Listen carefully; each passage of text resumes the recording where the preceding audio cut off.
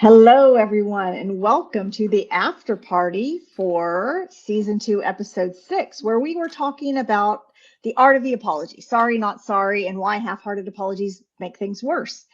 We loved getting your feedback and your comments about this episode, so we wanted to share a little bit with you about some things we heard from our listeners. So my a buddy of mine that will be she told me which one name she wanted if I ever talked about her on the podcast. I think maybe she said Veronica. I'm Okay, sorry if you wanted to be a Monique, but we're going to call her Veronica.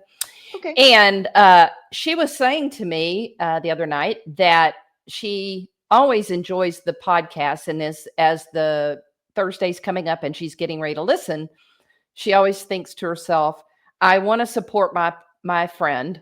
And so I need to be sure I'm listening to the podcast because I want to support her. And then when she listens, she's actually in a long-term relationship and from what I can see on the outside, a very healthy relationship. They're navigating the waters beautifully and doing a good job.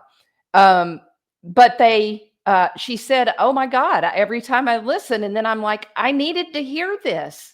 I needed this apology thing. I needed to hear it because I had some things that I had some takeaways. And so I love hearing that is that Sarah and I get feedback a lot in a lot of ways around stuff like that. But I love the fact that someone's self-aware enough that they are seeing they're getting takeaways from it, and that Yep. even though they are in a good, generally firm relationship, there's always stuff for us to learn. And I mean, hell, Sarah and I are learning as we're doing this.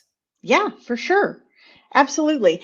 And on that note, we hear this a lot. I mean, when we first started the podcast, we were really focusing on singles and dating. And I think as we've come into season 2, we've realized that there's so much overlap between what single folks need to know and what partnered folks need to know, that it's all really just about relating to other humans. And so I love it that more and more folks in relationships are listening and giving us their feedback about it. I think that's great.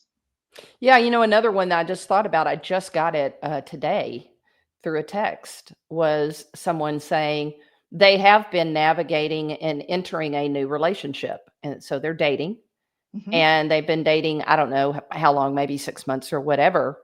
But that this person said, this podcast has really been great as a foundational tool for me as I'm navigating dating and falling in love and doing this thing. So again, I love hearing that because we do focus on women dating women, but it's just a lot of crossover for Yep. people dating and also in relationships. Yep.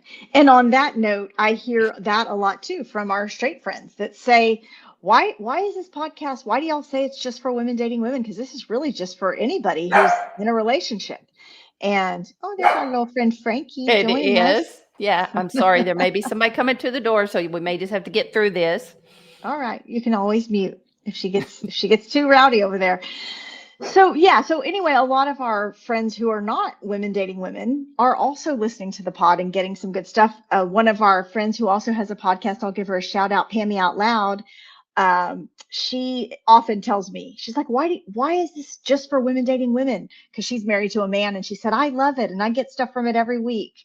So if we also heard from quite a few people that the apology episode, they really learned something from it, because I think a lot of people are out there saying I'm sorry but, or digging their heels in and not apologizing because they didn't want to lose the argument. So I did get a funny comment from one of our listeners. You know who you are, in Oakland, California.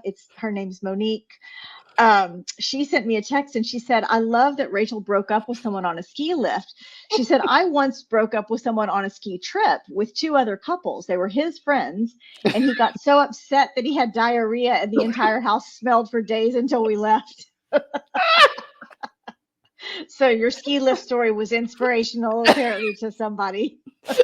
Oh my God. Oh, infamous. Yep. So keep tuning in. Please share us with your friends who might or might not be falling exactly within our target audience, because we feel that we have some little nuggets to share. to everyone, regardless of your Yes. relationship status or your sexual orientation. Yes. Share out across the seas, the oceans, the mountains. We go Yes. everywhere. Yes. And please keep your comments coming because we have a lot of fun reading those and listening to them and talking about them. So keep them coming.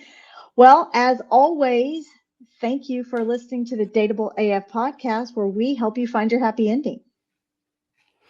And remember, be bold, be kind, and for the love of queer dating, don't text your ex. Stay dateable.